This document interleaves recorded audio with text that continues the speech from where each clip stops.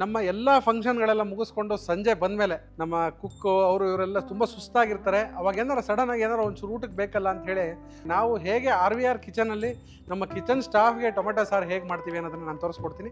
ಈರುಳ್ಳಿ ಈ ಟೊಮೆಟೊ ಸಾರಿಗೆ ಹಾಕೋದ್ರಿಂದ ತುಂಬ ಒಳ್ಳೆ ರುಚಿ ಕೊಡುತ್ತೆ. ಮಧ್ಯ ಮಧ್ಯ ಅನ್ನ ಜೊತೆ ಕಲಿಸ್ಕೊಂಡು ತಿಂತಾ ಇದ್ರೆ ಒಳ್ಳೆ ಗಮ್ಮತ್ತು, ಅದು ಸೂಪರಾಗಿರುತ್ತೆ. ನಾನು ಈಗ ಫಾರಮ್ ಟೊಮೆಟೊ ತೊಗೊಂಡಿದ್ದೀನಿ. ಯಾರಿಗೆ ಹುಳಿ ಸ್ವಲ್ಪ ಇಷ್ಟ ಆಗುತ್ತೆ ಅವರು ನಾಟಿ ಟೊಮೆಟೊ ಕೂಡ ಉಪಯೋಗಿಸ್ಕೋಬೋದು. ಟೊಮೆಟೊ ಚೆನ್ನಾಗಿ ಸಾಫ್ಟ್ ಆಗಬೇಕು, ಅಲ್ಲಿ ತನಕ ಚೆನ್ನಾಗಿ ಇದನ್ನು ಹುರ್ಕೋಬೇಕು. ಹಾಗೆ ಸ್ನೇಹಿತರೆ ನೋಡಿ, ಇದು ಬ್ಯಾಚುಲರ್ಸ್ಗೆ ತುಂಬ ಉಪಯೋಗ ಆಗೋಂಥದ್ದು. ಯಾವ ಮಿಕ್ಸಿ ಉಪಯೋಗಿಸೋಕೆ ಹೋಗಿಲ್ಲ, ಯಾವ ನಿಮಗೆ ಪುಡಿ ಒಂದು ರೆಡಿ ಮಾಡ್ಕೋಬೇಕು ಅವೆಲ್ಲ ಏನಿಲ್ಲ. ಸಿಂಪಲ್ಲಾಗಿ ಮಾಡುವಂಥ ಟೊಮೆಟೊ ಸಾರು, ಒಳ್ಳೆ ಘಮ ಘಮ ಅಂತಿರೋ ಟೊಮೆಟೊ ಸಾರು ರೆಡಿಯಾಗಿದೆ.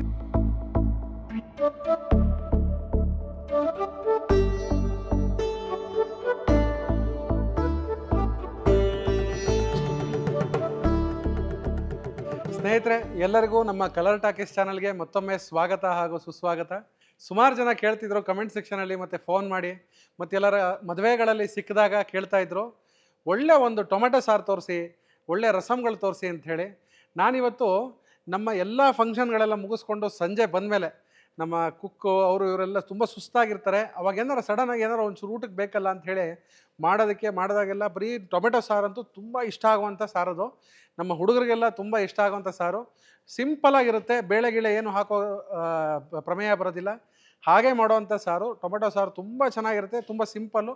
ದಯವಿಟ್ಟು ಒಂದ್ಸಲಿ ಮನೇಲಿ ಟ್ರೈ ಮಾಡಿ. ನಾವು ಹೇಗೆ RVR ಕಿಚನಲ್ಲಿ ನಮ್ಮ ಕಿಚನ್ ಸ್ಟಾಫ್ಗೆ ಟೊಮೆಟೊ ಸಾರು ಹೇಗೆ ಮಾಡ್ತೀವಿ ಅನ್ನೋದನ್ನು ನಾನು ತೋರಿಸ್ಕೊಡ್ತೀನಿ, ಬನ್ನಿ ನೋಡಿ.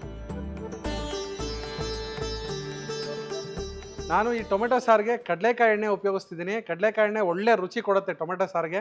ನಾವೊಂದು 3 ರಿಂದ 4 ಟೇಬಲ್ ಸ್ಪೂನಷ್ಟು ಸನ್ ಪ್ಯೂರ್ ಕಡಲೆಕಾಯಿ ಎಣ್ಣೆನ ಉಪಯೋಗಿಸ್ತಾ ಇದ್ದೀನಿ. ಸ್ನೇಹಿತರೆ, ಎಣ್ಣೆ ಕಾದಿದೆ. ಈಗ 1 ಟೇಬಲ್ ಸ್ಪೂನಷ್ಟು ಸಾಸಿವೆ ಹಾಕ್ಕೊಳ್ತಿದ್ದೀನಿ. ಹಾಗೆಯೇ 1 ಟೇಬಲ್ ಸ್ಪೂನಷ್ಟು ಜೀರಿಗೆ ಹಾಕ್ಕೊಳ್ತಾ ಇದ್ದೀನಿ. ಒಗ್ಗರಣೆಗೆ ಸ್ವಲ್ಪ ಮೆಣಸಿನಕಾಯಿ, ಒಣಮೆಣಸಿನಕಾಯಿ ಒಂದು 2 ಮುರಿದಿಟ್ಕೊಂಡಿದ್ದೀನಿ, ಅದನ್ನು ಕೂಡ ಹಾಕ್ಕೊಳ್ತಿದ್ದೀನಿ. ಹಾಗೆ ಸ್ವಲ್ಪ ಕರಿಬೇವಿನ ಸೊಪ್ಪು, 1 ಉಂಡೆ ಬೆಳ್ಳುಳ್ಳಿನ ಜಜ್ಜಿಟ್ಕೊಂಡಿದ್ದೀನಿ, ಇದನ್ನು ಕೂಡ ಈಗ ಸೇರಿಸ್ಕೊಳ್ಳೋಣ. ಬೆಳ್ಳುಳ್ಳಿ ಆಪ್ಷನಲ್ಲು, ಯಾರಿಗೆ ಬೆಳ್ಳುಳ್ಳಿ ಇಷ್ಟ ಇಲ್ವೋ ಈ ಸಮಯದಲ್ಲಿ ಸ್ವಲ್ಪ ಇಂಗನ್ನು ಸೇರಿಸ್ಕೊಂಡ್ರೆ ಚೆನ್ನಾಗಿರುತ್ತೆ. ಹಾಗೆ 1 ಇಂಚಷ್ಟು ಶುಂಠಿನ ಕಡ್ಡಿ ಹಚ್ಚಿಟ್ಕೊಂಡಿದ್ದೀನಿ, ಅದನ್ನು ಕೂಡ ಹಾಕ್ಕೊಳ್ತಿದ್ದೀನಿ. ಇದೆಲ್ಲ ಚೆನ್ನಾಗಿ ಸಾಸಿವೆ ಎಲ್ಲ ಸಿಡಿದು ಬಂದ ಮೇಲೆ ನೋಡಿ, ಇದು ಚೆನ್ನಾಗಿ ಸಾಸಿವೆ ಎಲ್ಲ ಸಿಡಿದು ಬಂದಿದೆ. ಈಗ ನಾನು 2 ಈರುಳ್ಳಿ ನೈಸ್ ಹಚ್ಚಿಟ್ಕೊಂಡಿದ್ದೀನಿ, ಇದನ್ನು ಕೂಡ ಇದಕ್ಕೆ ಸೇರಿಸ್ಕೊಳ್ಳೋಣ.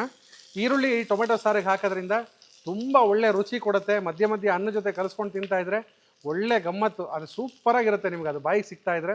ಆದ್ದರಿಂದ 2 ಈರುಳ್ಳಿ ಹಾಕ್ಕೊಂಡಿದ್ದೀನಿ. ಇದನ್ನು ಈಗ ಚೆನ್ನಾಗಿ ಫ್ರೈ ಮಾಡಬೇಕು. ಹಾಗೆಯೇ ಅರ್ಧ ಚಮಚದಷ್ಟು ಅರಿಶಿಣವನ್ನು ಸೇರಿಸ್ಕೊಳ್ತಾ ಇದ್ದೀನಿ. ಈ ಸಮಯದಲ್ಲಿ ಅರಿಶಿಣ ಹಾಕ್ತಿದ್ದಂಗೆ ಒಂದು 3 ರಿಂದ 4 ಹಸಿ ಮೆಣಸಿನಕಾಯಿ ಸೀಳಿಟ್ಕೊಂಡಿದ್ದೀನಿ, ಇದನ್ನು ಹಾಕ್ಕೊಳ್ತಾ ಇದ್ದೀನಿ. ಹಾಗೆ ಚಿಲ್ಲಿ ಪೌಡ್ರ್ 2 ಟೇಬಲ್ ಸ್ಪೂನಷ್ಟು ಚಿಲ್ಲಿ ಪೌಡ್ರನ್ನ ಸೇರಿಸ್ಕೊಳ್ತಿದ್ದೀನಿ. ಖಾರ ಎಷ್ಟು ಬೇಕು ಅಂತ ನೋಡಿಕೊಂಡು ನೀವು ಖಾರಕ್ಕೆ ತಕ್ಕಂತೆ ಚಿಲ್ಲಿ ಪೌಡ್ರ್, ಹಸಿಮೆಣಸಿನಕಾಯಿನ ಹಾಕೋಬೋದು.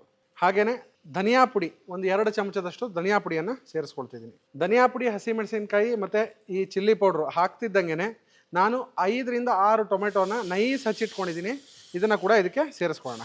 ನಾನು ಈಗ ಫಾರಮ್ ಟೊಮೆಟೊ ತೊಗೊಂಡಿದ್ದೀನಿ. ಯಾರಿಗೆ ಹುಳಿ ಸ್ವಲ್ಪ ಇಷ್ಟ ಆಗುತ್ತೆ ಅವರು ನಾಟಿ ಟೊಮೆಟೊ ಕೂಡ ಉಪಯೋಗಿಸ್ಕೋಬೋದು. ಹಾಗೆ ಅರ್ಧ ಹೋಳು ತೆಂಗಿನಕಾಯಿ ತುರಿಲಿ ನಾನು ನೋಡಿ 2 ಟೇಬಲ್ ಸ್ಪೂನಷ್ಟು ತೆಂಗಿನಕಾಯಿ ತುರಿನ ಇದಕ್ಕೆ ಹಾಕ್ಕೊಳ್ತಿದ್ದೀನಿ. ಹಾಗೆ ರುಚಿಗೆ ತಕ್ಕಷ್ಟು ಉಪ್ಪು, 1 ಮುಷ್ಟಿಯಷ್ಟು ಕೊತ್ತಂಬರಿ ಸೊಪ್ಪು. ಇದೆಲ್ಲ ಚೆನ್ನಾಗಿ ಟೊಮೆಟೊ ಚೆನ್ನಾಗಿ ಸಾಫ್ಟ್ ಆಗಬೇಕು, ಅಲ್ಲಿ ತನಕ ಚೆನ್ನಾಗಿ ಇದನ್ನು ಹುರ್ಕೋಬೇಕು. ಸ್ನೇಹಿತರೆ ನೋಡಿ, ಇದು ಟೊಮೆಟೊ ಚೆನ್ನಾಗಿ ಸಾಫ್ಟ್ ಆಗಿದೆ. ಈ ಸಮಯದಲ್ಲಿ ಕನ್ಸಿಸ್ಟೆನ್ಸಿಗೆ ತಕ್ಕಂತೆ ನಾವು ನೀರನ್ನು ಸೇರಿಸ್ಕೋಬೇಕು. ರಸಮ್ ಕನ್ಸಿಸ್ಟೆನ್ಸಿಗೆ ತಕ್ಕಂತೆ ನಾನು 1 ಲೀಟ್ರಷ್ಟು ನೀರು ಇದಕ್ಕೆ ಸೇರಿಸ್ಕೊಳ್ತಾ ಇದ್ದೀನಿ.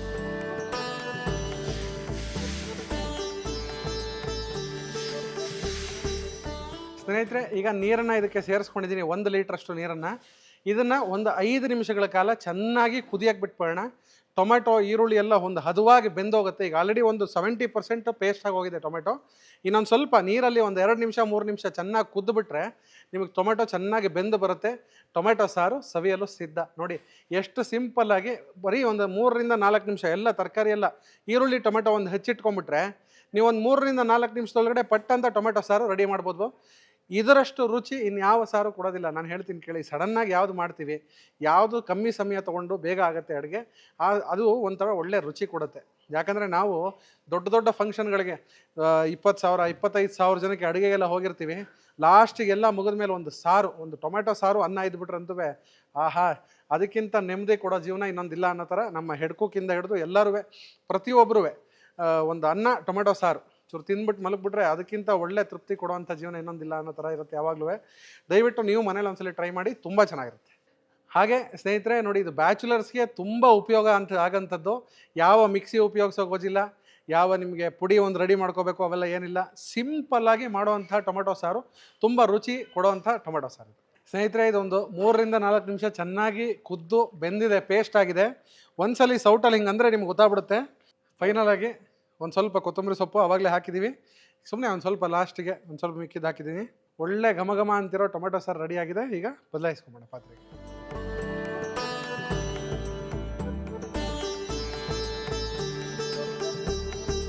ಸ್ನೇಹಿತರೆ ನೋಡೋದ್ರಲ್ಲ, ಘಮ ಘಮ ಅಂತಿರೋ ಟೊಮೆಟೊ ಸಾರು, ಆಯಾಸ ಆದಾಗ 5 ನಿಮಿಷದಲ್ಲಿ ಆಗುವಂಥ ಟೊಮೆಟೊ ಸಾರು ಹೇಗೆ ಮಾಡೋದು ಅಂತ ತೋರಿಸ್ಕೊಟ್ಟಿದ್ದೀನಿ.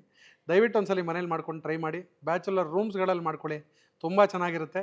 100% ಎಲ್ಲರಿಗೂ ಇಷ್ಟ ಆಗುತ್ತೆ. ಬನ್ನಿ ಈಗ ರುಚಿ ನೋಡೋಣ.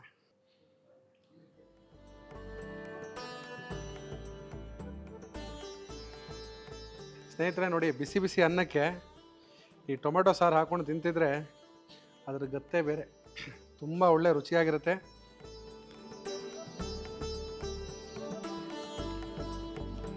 ಸ್ನೇಹಿತರೆ ತುಂಬ ಚೆನ್ನಾಗಿ ಬಂದಿದೆ. ಮಧ್ಯ ಮಧ್ಯ ಕಾಯಿ ಸಿಗ್ತಾ ಇರೋದು, ಆ ಈರುಳ್ಳಿ ಮಧ್ಯ ಸಿಗ್ತಾ ಇರೋದು ಬಾಯಲ್ಲಿ ತುಂಬ ಒಳ್ಳೆ ರುಚಿ ಕೊಡುತ್ತೆ.